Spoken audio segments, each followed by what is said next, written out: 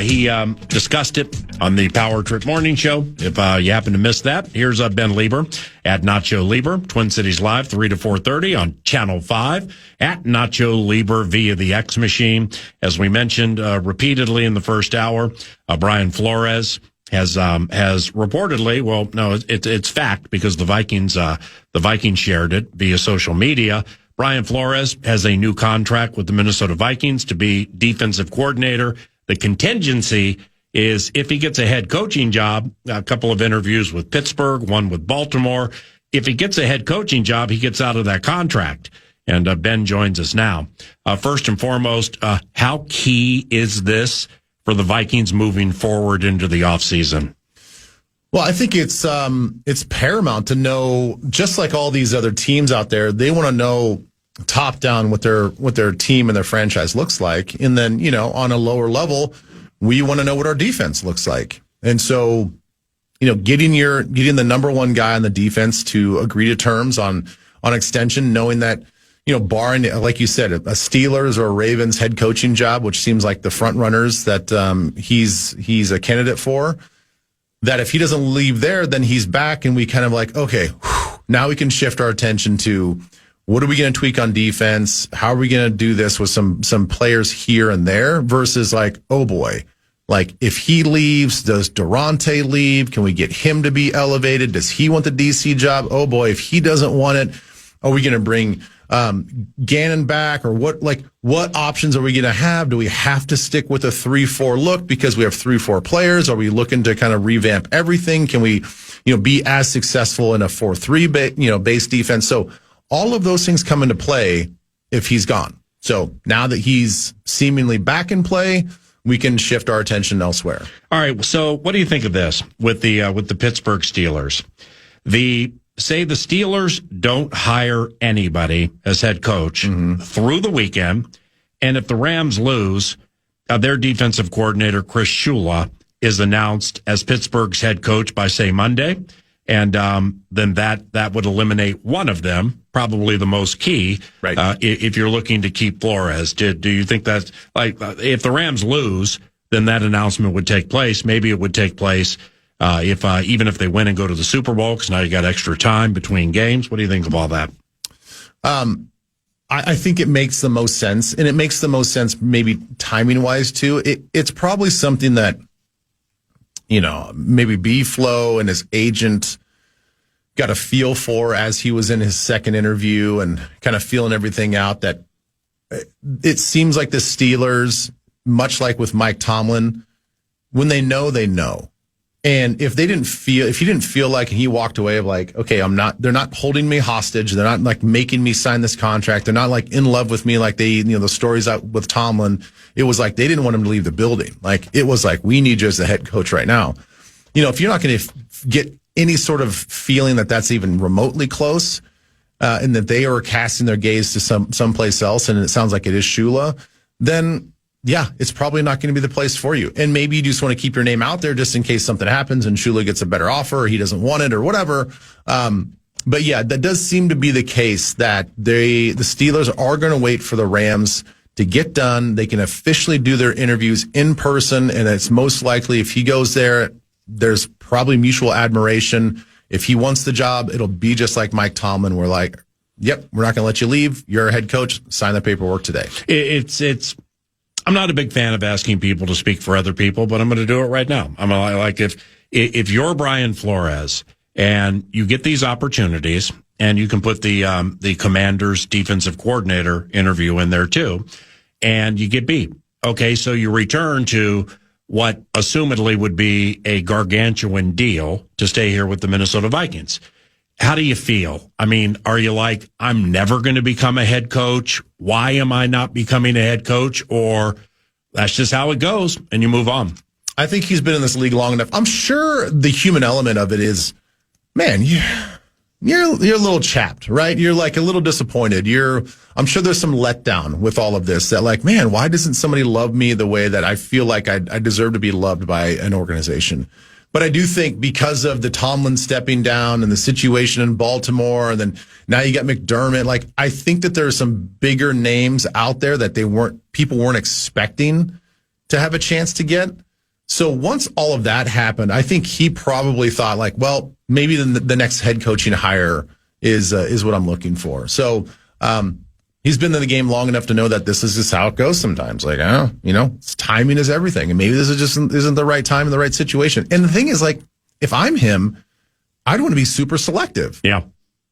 Like, if Arizona came asking right now, like, hey, would you be our head coach? I'd be like, yeah. Thanks, but no thanks. And I felt that way about the Raiders, too, even with Tom Brady, with whom he used to work, in the mix. But, I mean, how much is he in the mix? And that eventually, as it moves on, could be a clump. You know what I mean? Yeah, and then you have to get it right with your coordinator. Like, if they keep the number one pick and they get Mendoza and all this other stuff, and it seems like this match made in heaven, was Daboll really going to be the top dog to be the offensive coordinator? Is that who you really want? Just because it's connected, just because you guys have a past together, right?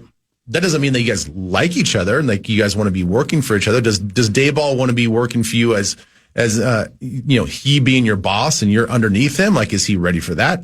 I don't know, but there's definitely a lot of other things that have to work out in those situations. So I thought that there was an outside chance that if the Raiders showed some love, there would be get the number one overall pick. Yep. Jobs are hard to get. Yeah, jobs are hard to get. I got a guy that seems like a really good ally with the ownership and Tom Brady.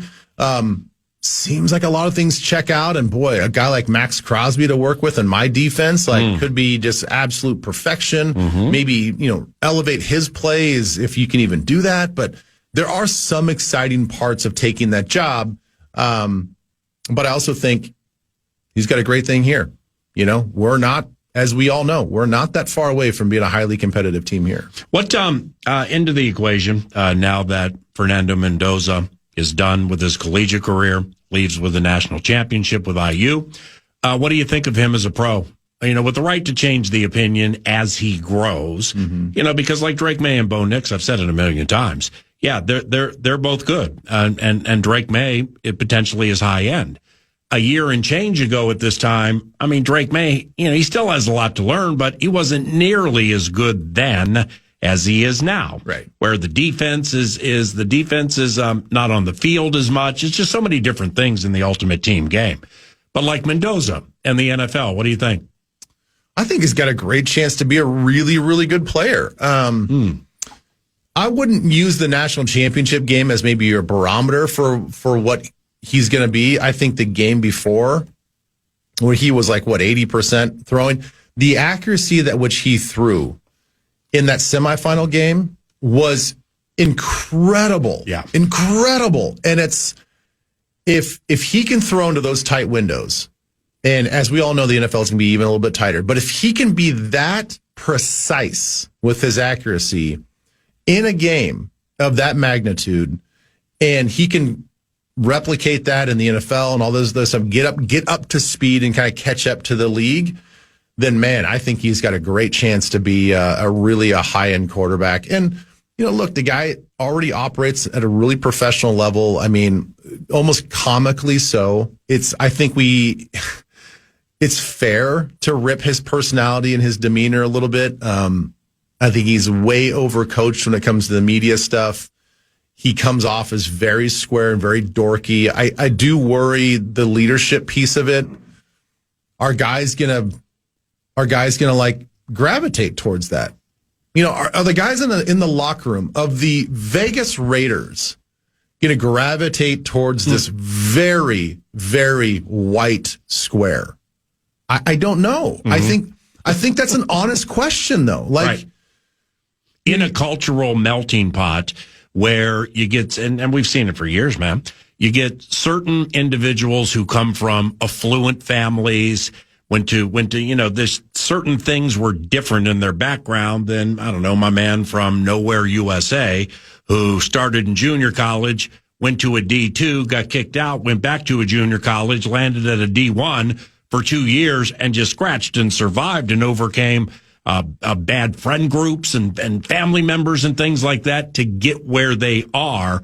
That doesn't always blend immediately. No, it doesn't. I think the best thing going for him is having a guy like Tom Brady there. That I think if I think we all understand, like, Tom's got a quirky personality. You know, he probably, when he was Mendoza's age and maturity level, was probably in that cheesy, dorky sense as well. And so he can speak from experience of being a white quarterback in this league, coming in, not probably being able to relate with a lot of the guys, having this odd duck personality, having to navigate that and turn that into high-end preparation, showing that he has that gamer dog mentality. Mm-hmm. I think all Mendoza has to do, which he did in the championship game. Right. I mean, he showed that on the field of play. If you never watched him speak, mm-hmm. and you never watched him handle his stuff off the field, you'd be like, that's a hell of just a football player, right? Like, and that's what guys are looking for. We're looking for a football player, mm-hmm. and this guy is a football player. So if that translates, then, you know, maybe it won't be as difficult. But I certainly think that those are fair questions to ask if he's going to lead your franchise. How excellent was it doing Texans-Pats from the sideline at Gillette for Westwood 1? You know, it was great. You know, the conditions definitely played a part. I think early on it took the guys a little while to kind of figure out the slick ball, and definitely Stroud struggled, I think, early on with not only just decision making but accuracy. I think the conditions had a lot to do with that. But no, it was a great environment. We haven't called a game there in quite some time, but I did not realize that in that stadium, if you can remember, there used to be open spots in the corners as far as the stands go. Yeah. Well, now it's completely enclosed. Jeez. So it's not quite the look of like Lambeau Field when they completely enclosed it. They did a beautiful job at Lambeau of like enclosing that whole thing. Yeah. But it is a total bowl now. Wow.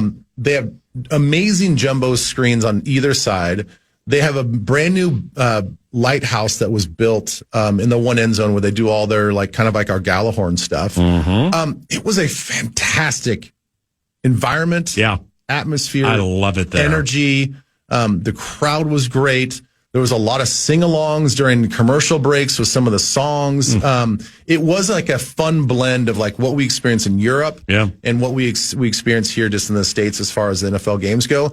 I thought it was great. And of course, I mean, they were happy their team was successful, and with so many good splashy defensive plays. It was really, really fun, mixed in with, you know, an awesome Stephon Diggs touchdown, a booty touchdown, one-handed catch diving in the end zone. I mean, there was a lot to celebrate there. It was cool. Did you fist bump or say hello to Danielle Hunter, Garrett Bradbury, Stephon Diggs, or Kyrus Tonga? I did with some of them. So Bradbury and I had a nice, pleasant exchange, like at halftime. Sweet. He came out at halftime, and he saw me, and then we talked for just a hot second, and then we talked a little bit after the game. That's awesome. It really was like no more than like 5-10 seconds. Diggsy, saw him right after the game, and that was just a dap up. You know, good to see you. Kyrus Tonga, I did not see. Daniil, I was hoping to see Daniil. I did not get a chance to talk to Daniil. And Gillette, like you said, I mean, a super cool stadium. It sounds like that they've renovated and refurbished it and made it even better in Foxborough, Massachusetts. Did you have any interaction with Patriot Pat? Sounds like you were down in the end zone with the guys with the muskets and Patriot Pat. No, I did not. Patriot Pat's a cool mascot, man.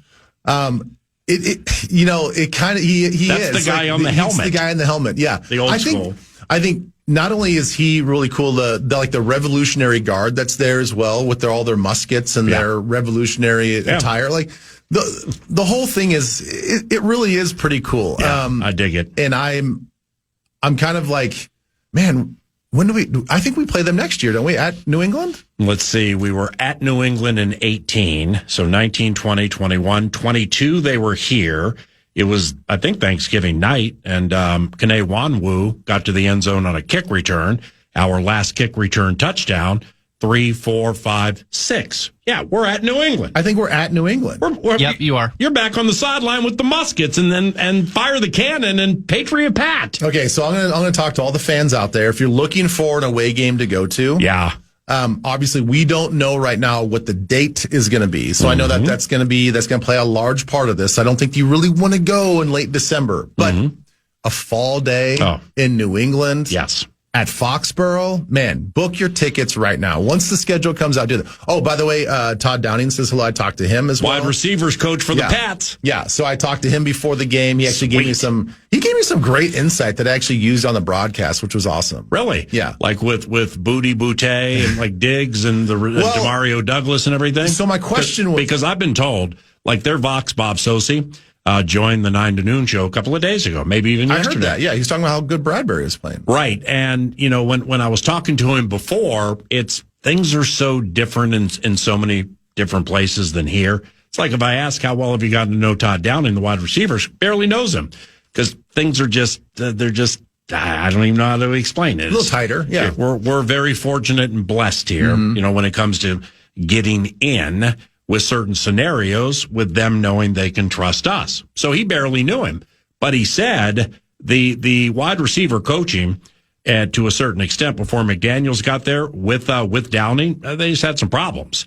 And Eden Prairie's Todd Downing has done excellent work balancing the receivers and keeping everybody in that room happy. Good for Todd. Yeah, it was a great hire because of Stephon Diggs and his connection before. You know, they obviously parted ways and then they reconnected there in New England. Excuse me. And he said that that's a huge part of getting Diggs to stay kind of focused. Is like, you know, he really thinks that he trusts me. He knew me beforehand. He knows that I have his back. That's elite. So he said that really goes a long way with Stephon. Yeah. The other thing is like, so my question to him was, you know, when it comes to gameplay, the Texans, they play a high amount of man coverage. So I asked him just like, you know, what is it going to take to kind of break their man coverage and like get separation? He's like, it's kind of a misnomer. He's like, they don't play as much man coverage as you think. Ooh. I go, really? He goes like, it's more of a cover 3 match. I'm like, oh, this is good stuff. Okay. You're a football snob and he's stimulating you. Oh, I know. When he said that, I'm like, well, that makes a lot of sense because they, you know, I recognized some stuff when I was watching film, like just how quick they are to latch in the red zone, but I wasn't really like picking up on it like in the field of play. And he was just like, he's like, you know, it's really more of a cover 3 match. He's like, they're really quick. They're really decisive with their corners. It looks like man coverage from off, but it's really just cover 3.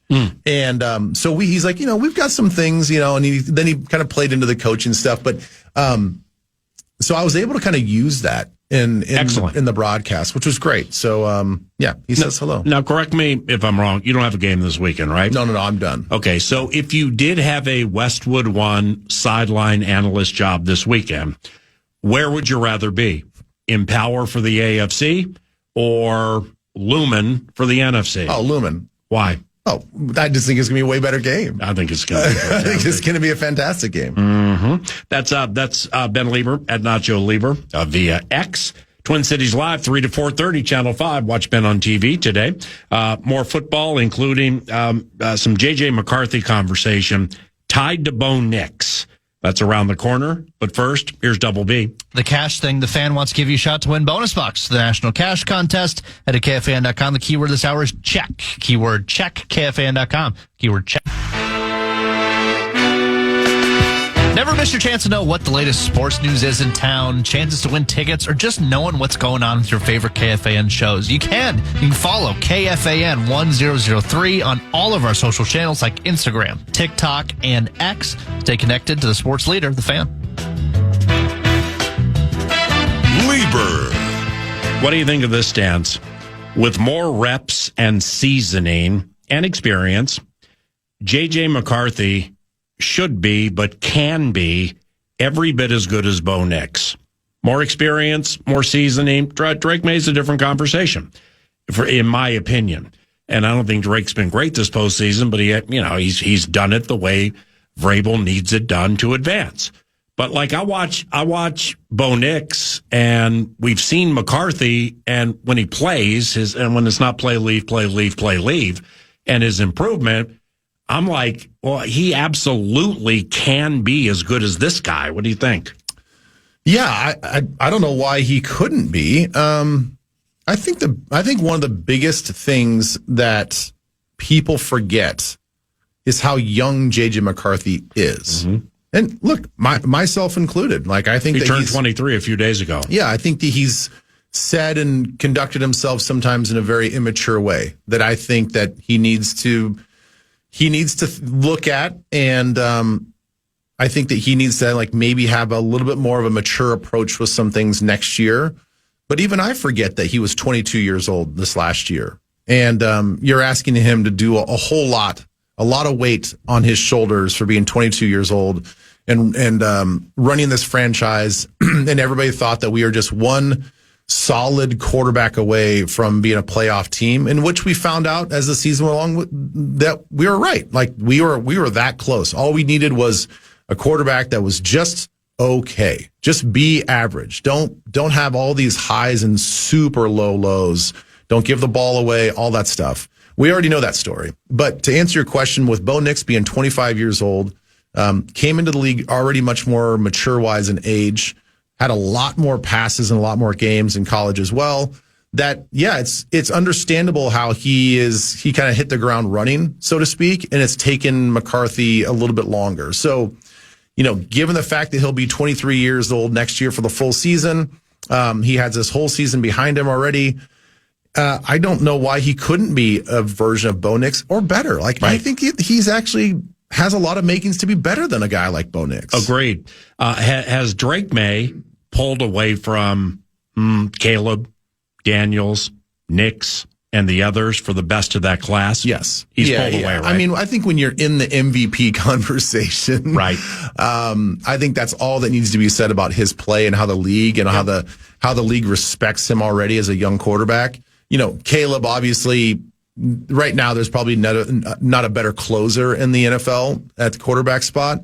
But man, I mean, you look at overall quarterback play, he's got a long way to go. Yeah. He's got a long way to go. I mean, he's still not a very high completion quarterback. The accuracy still needs some work. I know that year 2 with Ben Johnson is going to be better than year 1. So we've already seen a pretty amazing year with the first year. It's probably going to be better next year. But again, there's no guarantees. We just talked about C.J. Stroud in the last segment. Yeah. I mean, he's regressing. Unbelievable. He's regressing. Off his rookie year 2 years ago? Right. Holy cow. Why is he regressing? I don't know. I don't know all the ins and outs of what's happening internally with the team, personally with him, but he looks like a guy that doesn't understand the processing speed of the NFL right now, which is bizarre into his 3rd year. What, Sean Payton, what do you think he's going to do with Jarrett Stidham, who, by the way, is sneaky good? He hasn't played a lot, but Jarrett has a pretty high level of respect around the league for who he is, what he does, where he's been. What do you think about that? Well, I'll go back. I was a big fan of Jarrett Stidham only because when I was calling college football and I was sitting down with Art Briles and Baylor, and they were the first to recruit him before he went to Auburn. Art Briles could not say enough good things. And Art Briles at the time, before all the controversy, was regarded as one of the best talent evaluators out there when it comes to quarterback.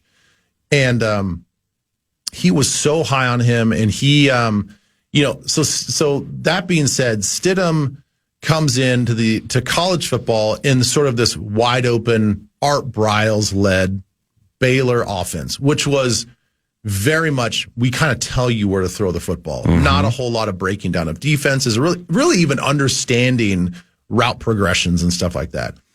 Then he's had to come in, go along his way into college, then get to the NFL. And I think he's had to pick up that part of quarterbacking. He has everything you're looking for. Right. I mean, the height, the weight, the arm strength, the accuracy. I just think that where he has not taken off is that he has not progressed with the offensive progression scheme. And so would it surprise me if he goes out there under Sean Payton's offense and tutelage and hard coaching and has a great game? It would not surprise me at all. In Stidham's 2 starts, he threw more touchdowns than picks. Very, very smart guy from what I hear.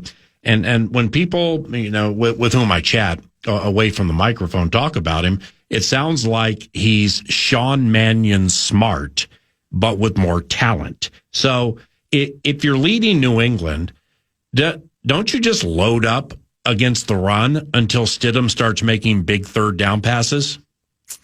Yeah, I mean, I think all of the cliche things are in play for this game. I mean, they'd be foolish if they don't try to run the football. But the thing is, it's way easier said than done. This Patriots defense, the one thing that I was made aware of, which is kind of ridiculous, that in this game against the Texans that I was a part of last week, even though that I was like in the weeds with all of this stuff, nobody talked about how good their defense was. It really wasn't until leading up the day or two leading up to the game did the national attention go like, oh my God, by the way, yeah, we've exhausted 4 days of talking to how good this Texans defense is. Mm-hmm. The Patriots actually have a pretty good defense too. Let's dive into that. And then you see the gameplay on Sunday and you're like, oh my goodness. Right. Like for where the Texans are really strong in the edges, the Patriots are really good internally. Milton Williams seems like he's worth every penny they gave him. Christian Barmore. Yeah. I mean, those guys are really, really talented inside. And their secondary is like aggressive, right? I mean, they will go after everything. And they have really fast, speedy linebackers. I just think that it's going to be really, really hard for the Broncos to establish a run game, stay with the run game if it gets stuffed early on, just knowing that, like, okay, we can't have Stidham throw 35, 40 times this game to win. Mm-hmm. But we also know Sean Payton. And I think he's not afraid in this environment on an AFC championship game, if the run game isn't working, he'll just say, I got to do whatever it takes to win. Yep. So if Stidham ends up throwing 50 times this game, that also wouldn't surprise me because I don't think they're going to have any success running the football against this defense. I'm going to put a little Jordan Humphrey on a series of 9s just right down the field. Well, I mean, based on what they did in the last game, when it gets to crunch time, he understands how the officials officiate. He's not afraid to like throw down the field in his hope for a pass interference. That's a great point, man. So it wouldn't surprise me either just to like take some deep shots. Yeah. The thing is, what do you have to lose? He's got the ultimate out. You're starting a guy that hasn't thrown an NFL pass in a regular season in 2 years. Nobody expects you to win. So go out there and just chuck the ball around as far as you can. Dig it. Puka Nacua against the Seahawks this season. 2 games, 300 receiving yards on 24 targets. How in the heck do they handle that monster, Puka Nacua? I don't know. I mean, he is the guy for all the right situations. He can beat you downfield. He's strong enough to run across the middle. He can play that slot position. I just have such, high praise for him and what he can do. But, these are 2 teams that really know each other. And, I think Sam Darnold has like, what, two touchdowns to 6 interceptions against this defense. Mm-hmm. First time he saw him, he had 4. Yeah. So, obviously he knows that. I mean, they know that. McDonald knows that with the whole Seahawks offense that, look, they're going to have to run the football. They're going to have to do all the things, but also they're going to have to come up with new wrinkles. Both sides are going to have to come up with new wrinkles that they haven't already coached against each other in the last 2 games. So I can't wait for this game. I think the Seahawks end up winning this one. I think they're just a stronger football team in all 3 phases. And I think that home field environment is going to be huge for them. So I'm anticipating a Seahawks Patriots Super Bowl with the Seahawks winning. A softy from Seattle, KJR softy from Seattle, 20 minutes from now. Time for 2 more. Cooper Kupp has 1 touchdown the last 3 months. All right. Seattle wide receiver Cooper Kupp, 1 touchdown last 3 months. Still, his work in the run game and setting edges and just smacking you if you don't see it coming, especially that's still high end. Is Cooper Kupp key in this game, or in what ways is he key? Well, of course he's definitely key. I mean, he's a big bodied receiver that can get down in there, and the way that Kenneth Walker was running last week, that's going to be a part of the game. I mean, Kyron Williams is going to be a big part of LA's game. I mean, those 2 teams. The reason why it's going to be really fun to watch is like they're very similar. Mm-hmm. They can ground and pound you if they need to, and they really kind of want to set up everything else down the field. So it's going to be ground and pound, whoever gets the edge on the ground, and then can we take a deep shot down the field? And with Njigba on the outside for Seattle, And then you have the high enders for, like we talked about with Puka and Devontae with LA. It is going to be fire against fire, and let's see who wins. But yeah, I think having those receivers get grimy and dirty in the run game, that's huge for both teams. All right, so just to close it, Sam Darnold. What do you expect from Darnold Sunday night? We're not hearing or reading anything about the oblique. Doesn't mean that it's gone, but he only threw 12 times. He only had to throw 12 times in the divisional win against the Niners. What do you think about Sam? I'm not gonna count Sam out for anything. I think that he has this quiet confidence that we all appreciate. We've seen him tough some things out. I think he's gonna the way that he threw the ball last week. I mean, he could have thrown the ball 30 times. They just didn't need to. Right. So he looked healthy to me. And then now you're going to get another week to get that muscle to get right. So I don't think it's going to be an issue at all. I think his biggest issue is just really deciphering this really good defense from LA and not be don't throw the game away. That's it. If he doesn't throw an interception, they for sure hands down win the game. Have a good show today. All right. Yeah. Thanks. Ben Leber, Twin Cities Live, Channel 5, 3 to 4:30 at Nacho Leber via X. Brett Blakemore filling in for Nordo today, and Brett's Bits and Bets, our version of News du Nord when he's here. That takes place next.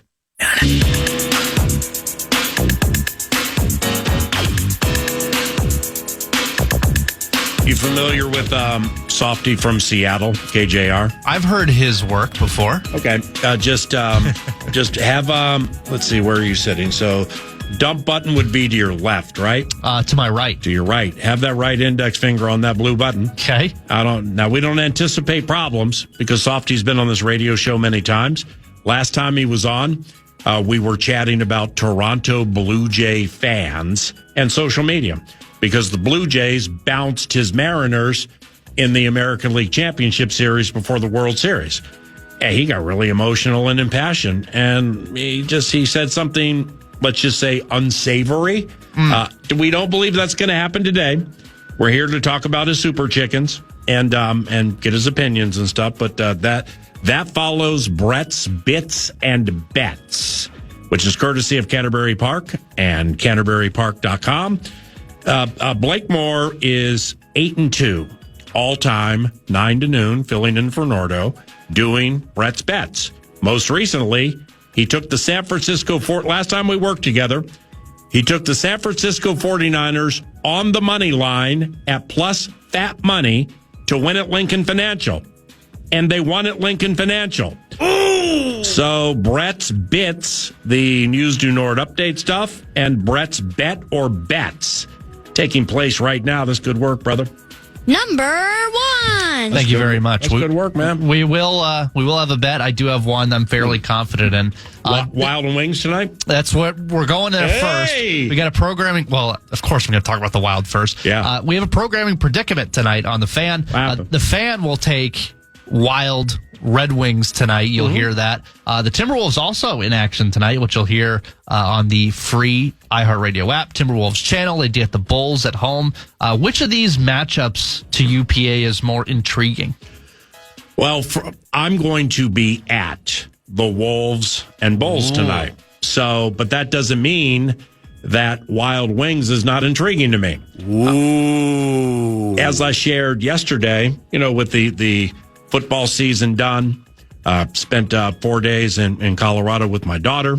So now that I'm settling into stride into the winter sports, which means I'm watching the Wild from opening puck drop to the final play. Obviously walking around and, missing a little bit of it, but it started for me. I went to the game against Winnipeg. Okay, that was a disaster. The 11:30 a.m. Sabres game hit at a perfect time of the day on a Saturday, and I had no idea. I know about Tage Thompson and Alex Tuck and Jordan Greenway and some other players for the Sabres with whom I'm quite familiar. I had no idea how fast they were. So now, I was just at this Winnipeg game where I think they gave up 6. Volstead got yanked into the third period. It was a disaster. And then after the game, you learn Boldy gets hurt. So now you're down Boldy and Bogosian and Johansson and Brodeen and Joel Eriksson-Ek. All right, so what's going to happen in this Buffalo game against a team that's won 15-17? And I just watched a scrappy Minnesota Wild team fend challenge after challenge after challenge by being strapped players and win that thing 5-4. All right, but this is for those who listen to 9 to Noon frequently. You may have heard this a couple of days ago. All right, I knew who Quinn Hughes was. I ain't trying to pretend that I'm up at 9 or 9:30 on weeknights watching Vancouver Canucks hockey. So I knew who he was. After they traded for him, I read about him and how much he has the puck on his stick and he's an Olympian and that whole thing. Then I watched him live in that Winnipeg game. And yeah, they got killed. Cow. But I'm like, are you kidding me with this guy? First time I'd really seen him in person. All right. Now I saw him at the skate that morning when we did Box in the Box. Not as big as I thought he was. Twitchy. He's about the twitchiest player I think I've ever seen, with his shoulder shakes and his head and his deeks and what he does when the puck is on his stick. So I fell in love. And then I watched him in that Sabres game. Fantastic. He had a cross ice pass for a goal in that game. That was just fantastic. Then same thing with Toronto. Got some domination to it. And the game against Montreal on the back-to-back, I know Caulfield is good, but I don't watch him a lot. So he snipes and wins it with 15 seconds to go. But the rush they created, first and foremost, you got to win the draw. So you win the draw, then you got a nice rush to tie I thought they were going to tie it, and I'm like, damn man, I can't stop watching this team. They are so all in philosophically with each other. Heinze had a conversation with Tarasenko recently, at least that was the published report, where they had a little conversation on the side about what he needed from Big Bad Vlad. Well, so then Heinz earlier today, I bring up Tarasenko with a couple of questions, and he said he has a lethal shot. And we've known that for years from when he killed the Wild when he played with the Blues. All right. But Tarasenko, I thought and you've watched more than me. I thought up to recently, Tarasenko been all right. I mean, he had more goals. Honestly, he had more goals than I thought. All right. So it wasn't a ton, but I think it was a healthy scratch earlier in the year. Maybe not, but it's Vladimir Tarasenko. I know he's near the end, but I just hadn't seen a ton. All right. Well, then you get Moose's hat trick, and Tarasenko, he slides it to him when Tarasenko could have had a hat trick. Well, that's eye-opening in the love covenant. This is the give first covenant. And that's what he chose to do. I'm like, wow, there's another facet that I'm just falling in love with this team. Then he scores 2 the next game in the Montreal game. So Heinze and the boys have him going. They're going to get guys back, maybe even tonight. John Hines earlier said that it's kind of like a box of chocolates where you got a bunch in there. You don't really know what you're going to get until you bite into it. They're doing morning skate right now. So before the end of 9 to Noon on the tweet machine, there probably will be some information about some players potentially returning, player or players. And I like our 1 and 1A, 1-2 goalie pop. There's been a regression to a mean to a certain extent, specifically with Wallstedt of late. But comparatively speaking to the rest of the teams around the league, including your guy Wedgwood in Colorado and his backup, I like it. I like that. I really, really like this team. I know this is, you asked me what time it was and I told you how the watch is being made, but it's the only way to answer it. I've been an NBA guy all my life, from growing up in Washington, D.C., getting to go to a lot of Bullets games. Then I moved to Los Angeles during Magic Bird. I played basketball through junior college. But so I'm going to the Wolves Bulls tonight, and I'm excited to go. However, they both excite me for different reasons. DeBrincat and Larkin are on fire right now. I didn't know until of late. This is, again, a super cool story. Love Covenant likes cool stories. DeBrincat and Larkin are Michigan natives, and they're playing for the Detroit Red Wings. How freaking cool is that? And Dylan Larkin's a fantastic centerman.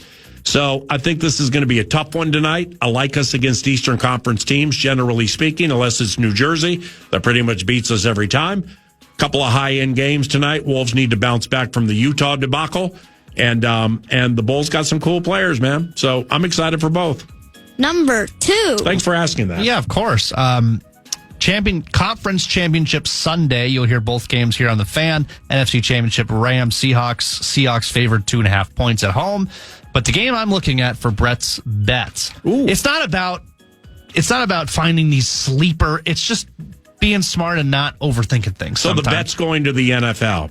It is. It's not Wild and Larkin this evening. No, it is not. I like the Patriots, even though they're favored by 4.5. That to me is not a lot. I'm not going to argue with you. For a team, the Broncos that are starting Jared Stidham, who hasn't had a competitive snap in like 2 years. Yeah, 4.5 points. Yep. You're not going to. We know betting favorites isn't fun. You want to find cute underdogs, but that to me, but it's a 4.5 points is road favorite too. Correct. Road favorites are. I mean, it's and this is FIBA. Fairness and Brett Blakemore Act. Okay, of these 10 Brett's bets, I've probably had the opposite side, or I didn't like your picks. I'd say 40 to 60% of the time.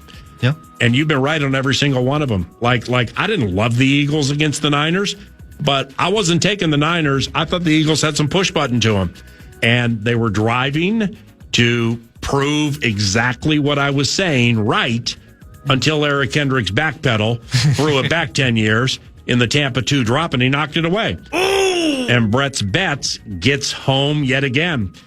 So you're 8-2, or 8-ish and 2-ish with these bets.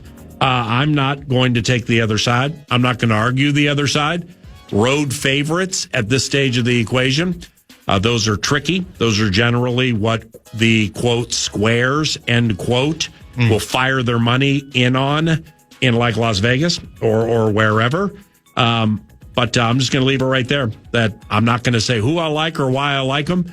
I'm going to say Brett Blakemore has been asked 10 times, 9 to noon, all the way back to last July, to identify a bet that he likes, and he's hit 80% of them. And he's telling you, take the red, white, and blue of football immortality and give the 4.5 points.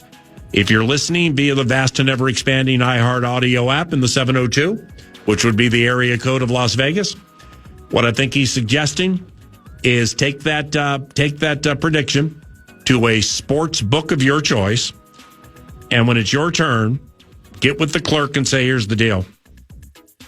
I want $10 on the Patriots minus 4.5. And I want you to push that button until all of Clark County is out of paper.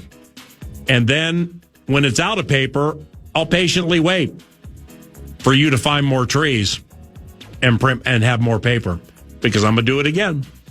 80% winner in the Love Covenant, bro. That gets a covenant claps for me. Well done. Anything else? No, let's get to Softy. And by the way, this Saturday, Nico Medved's basketball team takes on the 19-0 Nebraska Cornhuskers, led by Freddie Hoiberg. We had a chat earlier today with Fred Hoiberg, very complimentary of Nico Medved's offense. That's a podcasting tout for you to listen back to. We happen to enjoy it a lot. We think you'll enjoy it. It was the second segment of the radio show, and those two teams hook up on Saturday.